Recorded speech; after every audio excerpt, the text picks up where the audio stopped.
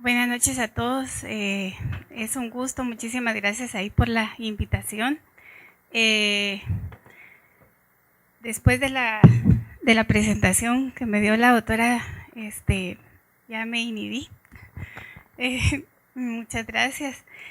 Y bueno, el día de hoy, para los que no tuvieron oportunidad de estar en la conferencia anterior, voy a tratar de hacer un pequeño resumen. Como dijo la doctora, pues felicito al Colegio de Médicos, felicidades doctora y por la asociación también, porque creo que es importante la intervención también de los pacientes. Entonces voy a tratar en cuanto a la terminología.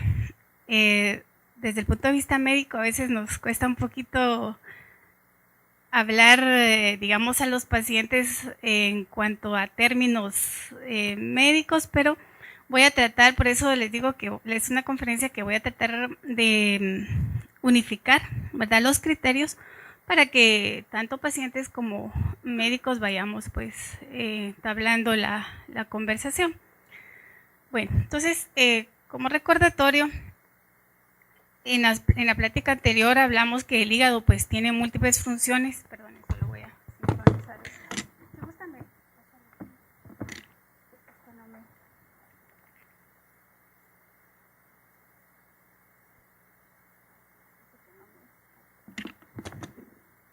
Perdonen, lo que yo les platicaba la conferencia anterior es que el hígado como tal tiene múltiples funciones. Entonces, entre ellas es bien importante considerar el estado de inflamación en el cual el hígado se encuentra. ¿Por qué? Porque en base a eso podemos determinar si todas estas funciones que mencionamos de la conferencia anterior están pues actuando adecuadamente para un buen metabolismo del paciente. Entonces, para reconfirmar un poquito, dijimos que era importante para el metabolismo los carbohidratos.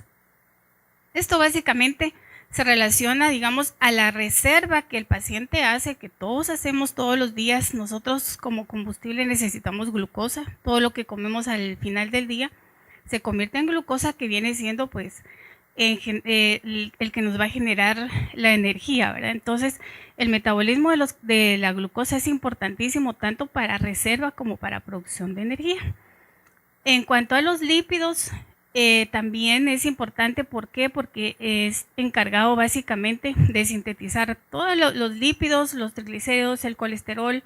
De alguna manera también nos ayuda a excretar, a metabolizar, a oxidar los lípidos, y también en cuanto a la producción y la peroxidación. Entonces, todos estos procesos se llevan a cabo a nivel hepático, y la síntesis de proteína, que creo que este es un factor muy importante, porque cuando un paciente ya tiene cirrosis, vamos a ver más adelante, está muy propenso a que toda esta proteína, tanto la síntesis como la eliminación de la proteína, se hace un poquito más lenta, o en muchos casos pues no se lleva a cabo. Entonces ahí viene también el problema de la malnutrición o desnutrición que vemos en pacientes crónicos en cuanto al aporte proteico.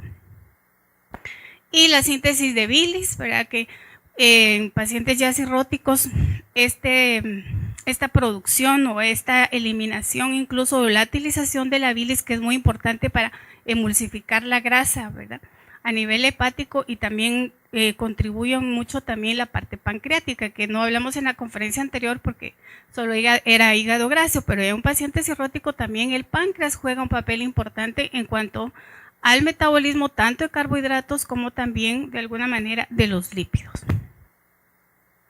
Entonces aquí resumiendo, ¿verdad?, para los que no estuvieron presentes, aumenta la síntesis de triglicéridos, la gluconeogénesis, la glucogenólisis y la gluconeogénesis, que son factores importantes en resumidas cuentas para producir la glucosa a nivel hepático, para producir incluso glucosa a expensas, ya sea de proteína o de grasa, cuando no se tiene un buen almacenamiento de glucosa. Entonces el hígado nos ayuda a mantener este balance de niveles de glucosa para reserva o para producción de energía. La bilis, ¿verdad?, que son necesarios definitivamente para emulsificar la grasa, para digerirlas mejor, y Uno de los factores importantes en el cual el paciente cirrótico tiene muchas deficiencias es de vitaminas, de ciertas vitaminas y de ciertos minerales. Por ejemplo, el hierro, el cobre, el zinc, el selenio, el calcio también se ha relacionado mucho en cuanto al déficit crónico de este tipo de pacientes, y el amonio, ¿verdad? ¿Por qué? Porque no hay una buena producción de aminoácidos específicos, aumentan más que todo otro tipo de aminoácidos que son los aromáticos. Hay disminución de los aminoácidos de cadena ramificada y esto de alguna manera produce cierta como intoxicación a nivel cerebral, porque se producen unos aminoácidos que, pues, si usted lee en la literatura, les llaman como falsos neurotransmisores, ¿verdad? Entonces, esto nos puede de alguna manera ocasionar toxicidad a nivel cerebral. Entonces, ahí viene también otra parte en cuanto a la producción de la encefalopatía. Bueno, entonces cirrosis básicamente la enmarcamos como una enfermedad crónica, difusa, en el cual hay alteración de la estructura y de la función del páncreas. Aquí ya no solamente es funcional, sino que ya hay una alteración estructural, ya hay alteración, ustedes pueden ver acá, ¿verdad? Y hay una fibrosis, ya hay alteración en toda la estructura histológica. Entonces, desde el punto de vista histológico, es una tríada: necrosis celular, hay una fibrosis y hay nódulos de regeneración. Aquí pues un pequeño cuadro en el cual pues el daño hepático puede ser por varias causas. Hepatitis C es una, como platicamos anteriormente, una de las causas también muy frecuentes que puede progresar a una cirrosis, la ingesta de alcohol o no alcohólica, ¿verdad? Por algunos medicamentos, toxinas.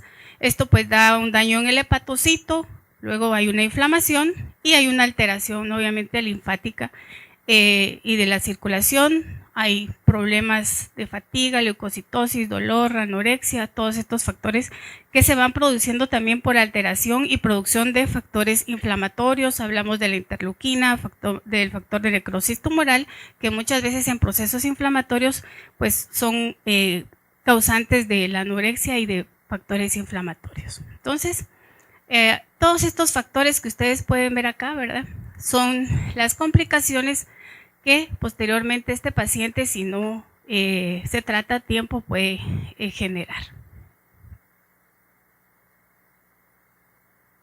Aquí pues una foto ya real, ¿verdad?, en cuanto a una cirrosis hepática y una esplenomegalia. Entonces recordemos que también el vaso es importante, el páncreas es importante, todos estos órganos trabajan también simultáneamente con el hígado no trabaja solo, sino que también el páncreas y el vaso son importantes en este tipo de procesos. Muchas veces ya tenemos pacientes con varices esofágicas, ¿verdad? Ya cuando ya el problema de la cirrosis ya es un poco crónica. Entonces estas son fotos pues reales para que ustedes puedan ver más o menos cómo las podemos visualizar, más que todo pues los gastroenterólogos. Bueno, voy a hablar ahorita básicamente por qué es importante el aspecto nutricional en este tipo de pacientes. Una de las complicaciones más frecuentes es que a largo plazo el paciente se desnutre. ¿Y por qué se desnutre? Hay muchas causas, ¿verdad? Entonces vamos a ver poco a poco. Esta es una enfermedad crónica, como vimos, ¿verdad?, que puede ser producida por hepatitis, alcohol, medicamentos, la obesidad. Hablamos que la obesidad es un factor inflamatorio también que predispone a problemas hepáticos, tóxicos, metales. Muchas veces puede ser asintomática, puede ser una historia progresiva que hasta que el paciente está ictérico, está amarillo, pues ya se dan cuenta de que tiene un problema de base. Hay problemas de albúmina, hay problemas de coagulación, las plaquetas se alteran, entonces es lo que llamamos nosotros alteración de los tiempos de coagulación y posteriormente una ascitis. Y en casos más avanzados pues ya se produce una encefalopatía hepática. Entonces, ¿qué impacto en realidad tiene una malnutrición? Bueno, voy a hablar más adelante de esto. En cuanto a la incidencia, han visto en varios estudios multicéntricos que el paciente cirrótico tiene una severidad de malnutrición más o menos en un 50%. O sea, es un dato bastante alto. ¿Por qué? Porque hay limitación o disminución de la ingesta, el paciente pierde el apetito, ya no pues consume el requerimiento calórico que nosotros necesitamos, hay alteración de la digestión, de la absorción de nutrientes, entonces todos los nutrientes en general van disminuyendo su absorción, hay interferencia incluso en el metabolismo de varios nutrientes, entonces hay una correlación bastante fuerte en cuanto a la severidad de la cirrosis y la malnutrición. Entonces, ¿qué impacto tiene la malnutrición sobre distintos órganos? Como pueden ver acá, ¿verdad? Hay disfunción motora, hay alteración de la termorregulación, de la función respiratoria, función pancreática, función gastrointestinal, reducción de la función mental, endocrina y reducción del sistema cardiovascular. Entonces, un paciente malnutrido, como pueden ver, todos los sistemas se alteran.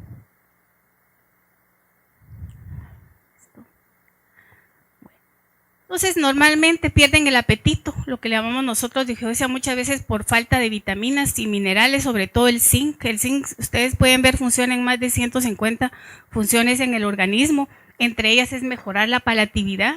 Hay disminución también del magnesio. Entonces, la anorexia se da en 87% más o menos de los pacientes.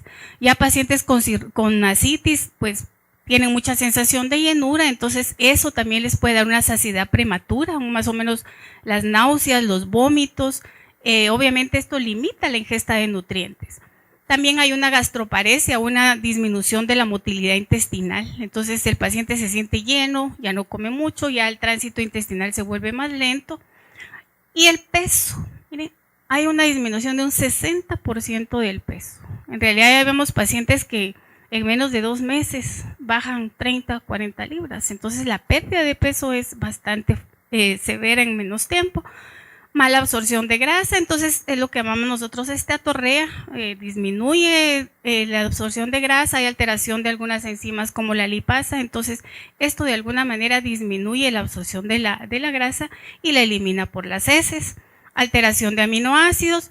Y la otra cosa importante, cuando ya tenemos un paciente hospitalizado, muchas veces la dieta es importante, por eso es de que hay cursos muy específicos de gastronomía clínica que sería muy interesante que todos los hospitales tuvieran, porque la presentación de la dieta es muy importante para el paciente, porque asociado a todos los problemas que tiene, la dieta muchas veces es muy monótona, les llega fría, sin sabor, entonces todo esto va generando malnutrición en el paciente. Hay estadísticas que un paciente al ingreso se puede desnutrir hasta un 30-40%. De hecho, hay un estudio a nivel latinoamericano que participó también en Guatemala, en el cual más o menos el porcentaje de desnutrición hospitalaria oscila entre un 50-55%. Entonces es un porcentaje muy alto en el cual, pues, más asociado a todos los medicamentos que el paciente tiene que consumir hospitalizado, pues, genera más este problema de disfunción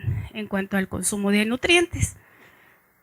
Otros factores, disminuye la reserva energética en el hígado. Entonces, lo que consume normalmente, hay una disminución de la reserva de energía, hay aumento, digamos, de generar otros componentes a expensas de proteínas o de grasa, sobre todo, digamos, de grasa. Hay una disminución de la masa muscular, lo que llamamos sarcopenia. Entonces, si cubrimos durante las primeras 24 o 48 horas a partir de que o hacemos el diagnóstico o tenemos un paciente hospitalizado, podemos dar más o menos un 30, 40 o 50% del aporte calórico.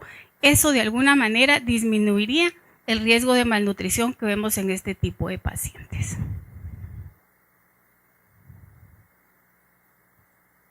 Perdone, pero esto está como...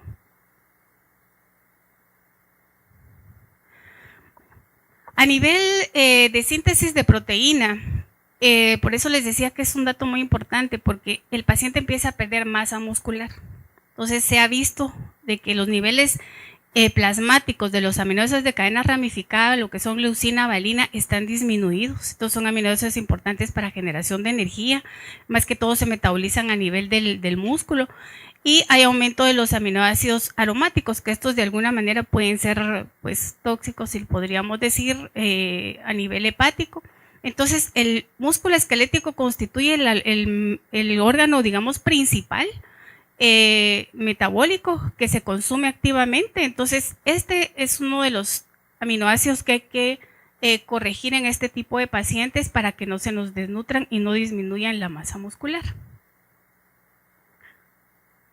Aquí hay más o menos un esquema en el cual la interferencia en el metabolismo de los nutrientes lleva al paciente a una malnutrición. Entonces hay que hacer una valoración nutricional con datos clínicos que vamos a ver más adelante y dar el tratamiento, ya sea con medicamentos y tratamiento nutricional. Este es un algoritmo que en realidad recomiendan para evitar en general la malnutrición del paciente.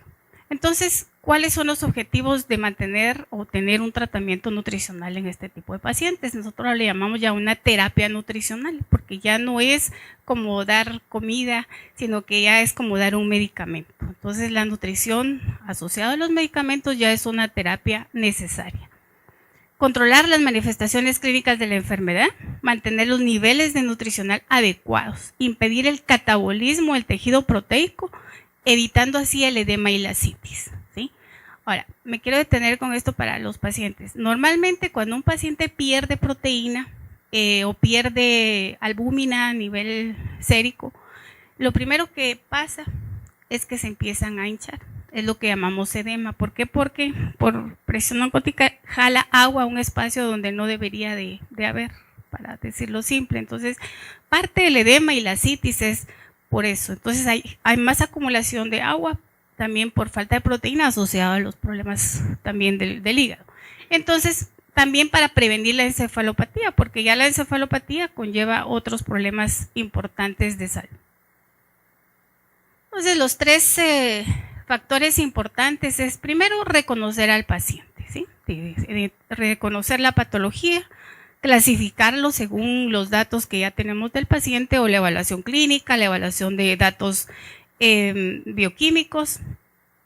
Luego lo identificamos y luego lo tratamos. Ese es un esquema importante. Entonces, evaluación clínica, tomamos las medidas antropométricas, aunque vamos a ver más adelante que no son como muy exactas, porque si ya tenemos un paciente con edema o con ascitis, obviamente el peso va a variar. Entonces, las guías recomiendan que tomemos en cuenta el peso seco o el peso ideal del paciente para que no tengamos un sesgo en cuanto a calcular el peso.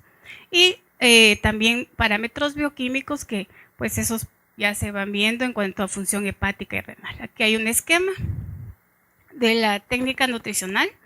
Entonces podemos ver las proteínas plasmáticas, si es valorable o no. Pues ellos recomiendan que no es como muy certero tener unas proteínas viscerales disminuidas, los linfocitos totales, el recuento de la hipersensibilidad retardada, el índice de creatinina a altura, pues sí puede ser valorable, ¿verdad? Con una función renal normal, si el paciente tiene una función renal normal, técnicas de bioimpedancia, que en realidad eso deberíamos de tener en todos los hospitales, ¿verdad? Tanto públicos y privados, porque esto nos puede dar un indicador un poquito más exacto de lo que, de la composición del paciente. Y la antropometría y la valoración global subjetiva, que vamos a ver ahorita en qué consiste.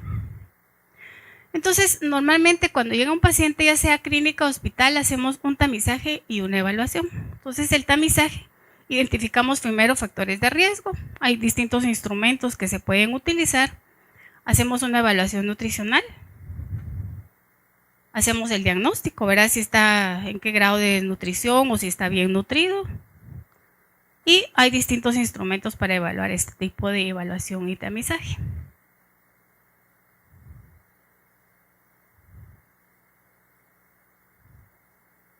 Perdón, pero esto no pasa.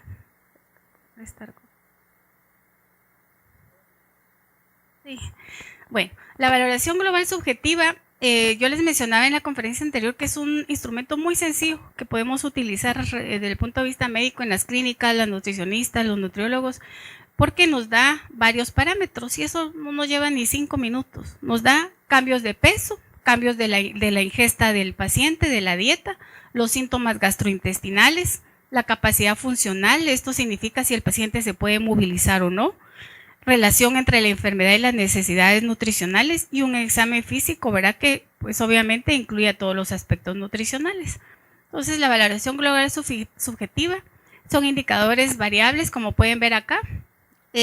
Ponemos aquí si hubo cambio de peso durante las últimas 2 semanas, se aumentó, ninguno o disminuyó, cambios de la dieta, si hubo algún cambio, si está insuficiente, si solamente tiene líquidos, cuánto tiempo tiene de estar consumiendo líquidos, ¿verdad? O está en ayunas, síntomas gastrointestinales, si tiene náuseas, vómitos, diarrea, anorexia, o sea, si tiene falta de apetito, la capacidad funcional, si puede moverse o no, si es ambulatorio, el examen físico, ¿verdad? Que vemos acá, lo ideal es tener pues una balanza que nos pueda medir composición corporal en cuanto a grasa, agua, todo lo que son los porcentajes. Y entonces, en base a eso, hacemos una calificación, si está bien nutrido, moderadamente desnutrido o C, severamente desnutrido. Entonces, es una evaluación bastante simple que es muy importante porque esto lo usan en varios, es como un instrumento para poder tamizar al paciente. Parámetros nutricionales, entonces cambios según el tipo de desnutrición, ¿verdad? Si hay una desnutrición crónica, aguda o mixta, entonces vemos todos los parámetros, si hay peso, la medida de brazo, la albúmina, recuento de linfocitos y las funciones inmunológicas, que esos son también factores importantes para ver. Entonces, ¿qué beneficios tiene hacer un tamizaje y una evaluación nutricional? Hay una disminución de la morbilidad, la mortalidad, incrementa la calidad de vida y función del paciente, porque entonces podemos tomar en su momento las conductas necesarias para poder tratar al paciente, disminuye la rehospitalización y los tiempos de estancia hospitalaria, y lo más importante también es que disminuye costos. Entonces, si ya tenemos clasificado al paciente, ya tenemos un tamizaje, lo clasificamos y ya lo tratamos para de alguna manera disminuir todos estos factores. ¿Qué hacemos directamente cuando tenemos un cirrótico compensado? Normalmente cuando están en etapa inicial esperamos que el peso esté pues adecuado, que no haya una malnutrición, que no haya bajado peso si detecta a tiempo. El albúmina en su momento pues nos puede servir que no sea, que estén por lo menos en 3.5, ¿verdad? Las bilirrubinas, que también es importante evaluar. El apetito, si todavía tiene apetito o ha disminuido, pero normalmente en esta etapa el paciente todavía come, tiene un buen apetito. El sodio es importante empezarlo a regular, digamos lo que es la sal, para disminuir un poquito la ingesta. Aquí está un resumen de lo que podemos hacer. Esto pues ya lo hacemos ya específicamente de acuerdo al paciente, le calculamos las calorías, cuánto le vamos a dar de carbohidrato, de proteína y de grasa, pero según las guías pues recomiendan más o menos no aplicar restricción de proteína cuando el paciente todavía está compensado, de 1 a 1.5 gramos por kilo día de proteína, administrar carbohidratos complejos. Platicamos la vez anterior que carbohidratos complejos se refiere a, por ejemplo, lo que tienen las frutas, las verduras, cereales integrales. Las dietas hipercalóricas depende también del paciente, ¿verdad? Estas son recomendaciones, son guías. Entonces, si tenemos un paciente con sobrepeso, pues también no vamos a darle 35 kilocalorías por kilo, sino que ya vamos calculando de acuerdo al peso del paciente. Comidas frecuentes, la idea es mantener los niveles de glucosa lo más adecuado posible, entonces dar pequeñas cantidades fraccionados por lo menos en 5 o 6 tiempos al día. Incluso pues hay pacientes que normalmente a veces también hacen una refacción nocturna, restringir por lo menos el exceso de agua o también el sodio, y suplementar con vitaminas, sobre todo calcio, zinc y magnesio. Esas son las recomendaciones que se dan en este tipo de pacientes. Cuando el paciente ya está descompensado, significa que hay problemas de ascitis, está ictérico, y hay problemas de encefalopatía, pueden tener hemorragias, porque uno de los efectos o complicaciones más frecuentes es cuando el paciente ya tiene un problema de hemorragias gastrointestinal o varices esofágicas o incluso un carcinoma. Entonces, obviamente el manejo nutricional aquí va a ser diferente. Entonces miramos si los valores de albúmina y la bilirrubina pues están, si la albúmina está baja o ya subieron las bilirrubinas. Entonces aquí tomamos otra conducta. Podemos utilizar, si el paciente no está tolerando por vía oral, suplementos líquidos especializados que puedan cubrirnos el aporte calórico. Lo ideal es obviamente usar la vía gastrointestinal. Si en caso no hay tolerancia, pues usamos una vía enteral, ya sea por una sonda o nutrición parenteral, ¿verdad?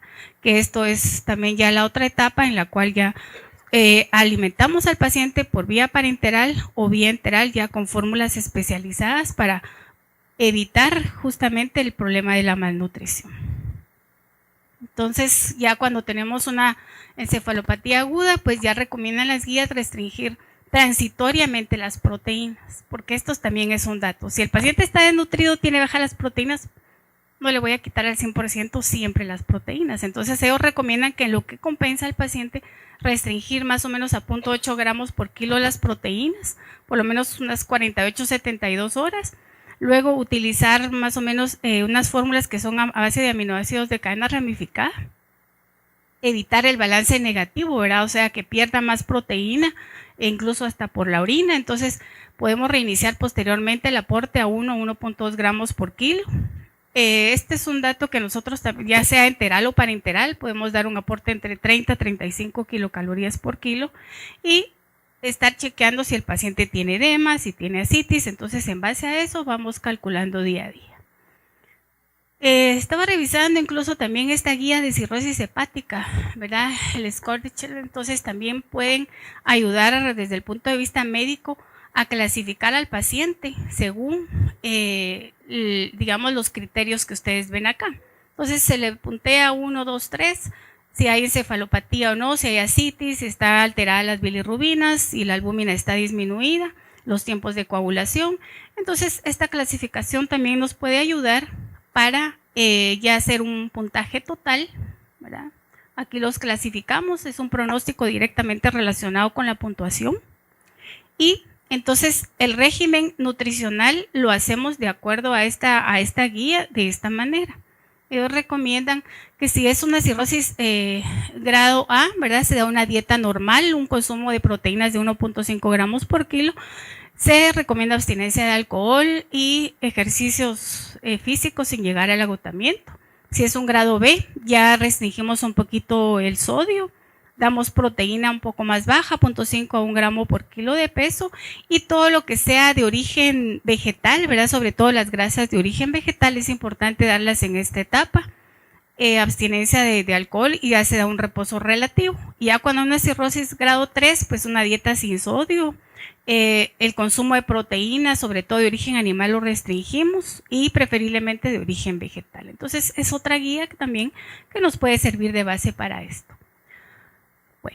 ¿Qué pasa cuando ya hay una encefalopatía? Ya pasamos la cirrosis descompensada, pero el paciente llega a una encefalopatía. Entonces, como les decía, con la alteración que tiene el hígado de no metabolizar adecuadamente ciertos aminoácidos, podemos en un momento determinado generar otro tipo de aminoácidos, ¿verdad? Entonces, esto de alguna manera nos puede producir a nivel cerebral problema de encefalopatía. Entonces, la conservación del estado nutricional del paciente es importante. En este tipo de pacientes, obviamente, hay que dar un buen aporte energético, proteico, de micronutrientes, prevenir en la medida de lo posible la encefalopatía que pueda de alguna manera ocasionar consecuencias metabólicas. Entonces, la recomendación es restringir de 0.8 a 1 gramo por kilo día las proteínas, valorar suplementaciones orales o nutrición parenteral también a base de aminoácidos de cadena ramificada, favorecer la ingesta de origen vegetal, fibras, ¿verdad? Que son importantísimas, comidas frecuentes de 5 a 6 tiempos, administrar una relación adecuada de calorías incluso no proteicas, restringir el sodio, restringir el agua y suplementar vitaminas. Entonces, depende el estadio en que esté el problema de la cirrosis, así también manejamos.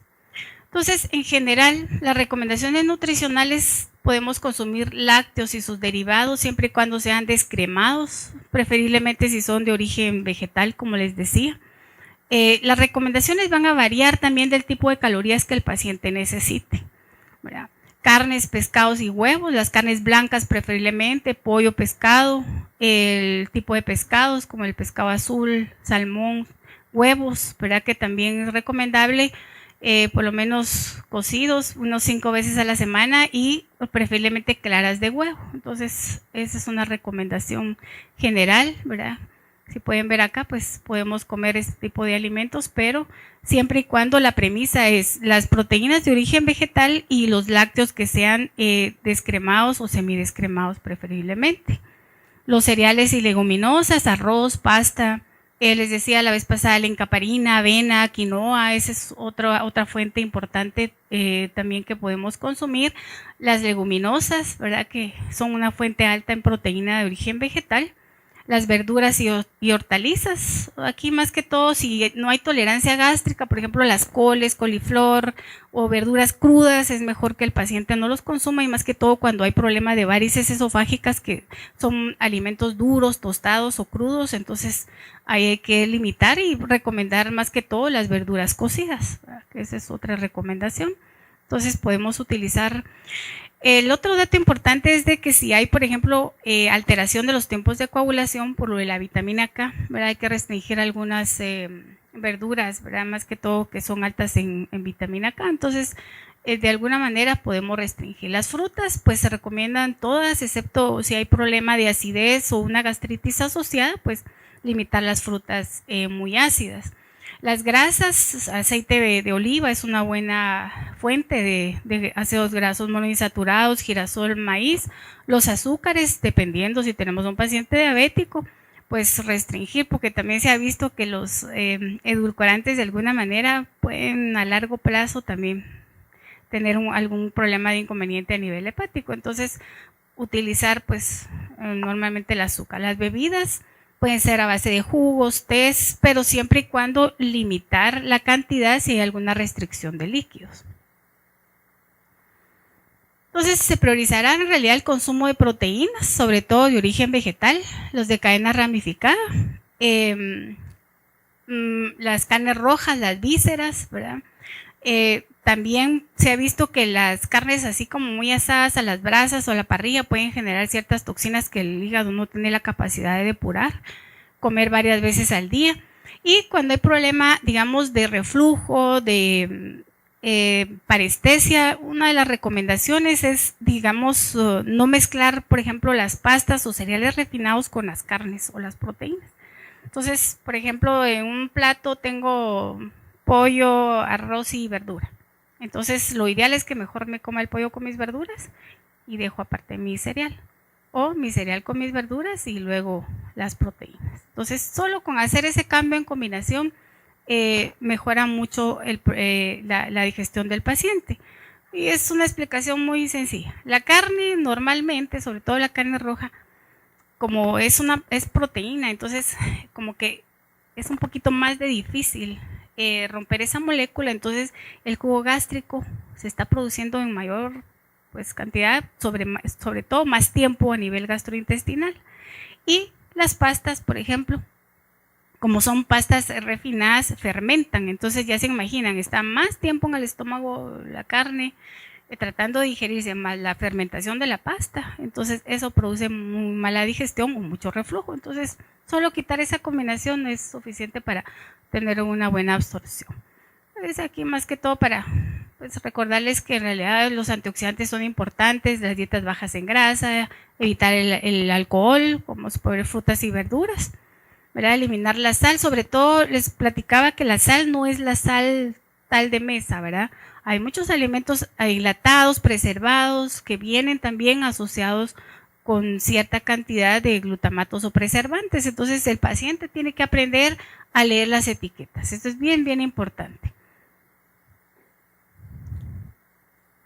La fibra, esto también es un dato importante. Acuérdense que la fibra soluble, sobre todo en la producción de ácidos grasos de cadena corta a nivel intestinal, es importante, es fermentada por el mismo intestino, ¿verdad? Entonces puede mejorar la función del colon, aumenta el pH luminal y la excreción de amonio, aumenta concentraciones de arginina y citrulina. Entonces este es un mecanismo también importante, que consuman fibra para ayudar a eliminar el amonio, es otra recomendación. El zinc, que es un cofactor en la síntesis hepática, mejora la encefalopatía, porque es un cofactor en la síntesis de urea desde el amonio, entonces nos ayuda de alguna manera a eliminar amonio, mejora la encefalopatía, mejora la palatividad, mejora el sistema inmune, sobre todo los linfocitos T. La dosis más o menos de 50 a 100 miligramos al día. La vitamina E también está depletada en el paciente cirrótico, un 45%. La vitamina A, aunque acuérdense que hay que tener un poquito de precaución, ¿verdad? Entonces, más que todo se requieren a nivel de vegetales, ¿verdad? Que es un betacaroteno, también podemos utilizarlo, pero tampoco en mucha cantidad porque puede también intoxicar al paciente. Y todas las vitaminas del complejo B, sobre todo la vitamina B12, ¿verdad? Que están habitualmente altos. ¿Por qué? Porque digamos, hay un aumento en lo que es los cofactores. Y sin embargo, los niveles tisulares a nivel de B12 están depletados. Entonces, con esto también hay que tener un poquito de precaución porque muchas veces los niveles séricos nos salen altos, pero en realidad a nivel de reserva están depletados a nivel hepático. Entonces, ya para terminar, pues recomendar que el paciente cirrótico es un cuidado especial, hay que individualizar la dieta, depende de la etapa en que el paciente esté, así es como nosotros tenemos que hacer el manejo nutricional del paciente. Y quiero traerles esto para terminar. Creo que ya en años uno pues ya va viendo a nivel hospitalario. Yo cuando regresé pues era así como decimos picando piedra porque a nivel hospitalario a veces pues no se le da mucha importancia a la parte nutricional y lo último que nos acordamos es que el paciente tiene que comer. Entonces hay muchas complicaciones, de hecho por tiempo y todo no traje, pero hay cambios fisiológicos que se dan cuando el ayuno es prolongado, ya sea tardío o temprano. Entonces el cuerpo empieza a sacar todas las reservas y en un paciente cirrótico hepático es contraproducente. Primero porque hay una alteración metabólica bastante alta, sobre todo la producción de cuerpos cetónicos, porque empiezan a jalar reserva de la grasa, ¿sí? Para poder mantener su glucosa circulando, un buen aporte energético. Y dos, obviamente vamos a predisponer al paciente para que se desnutra. Entonces, esta declaración de Cancún, nosotros estamos adjuntos a la Federación Latinoamericana de Nutrición y definitivamente la premisa es de que todo paciente, ustedes pueden ver aquí, dice por el derecho humano de los enfermos a recibir una terapia nutricional oportuna y óptimo en cualquier lugar donde se encuentre. Porque en realidad se ha dado esto, ¿verdad? De que nosotros promovemos siempre de que el paciente tiene que empezar su soporte nutricional lo antes posible. Entonces no digamos un paciente hepático, un paciente cirrótico para evitar todas estas complicaciones que traté de resumirlo, ¿verdad? Las complicaciones de malnutrición que pueden haber este tipo de pacientes. Bueno, muchas gracias. No sé si tienen una pregunta.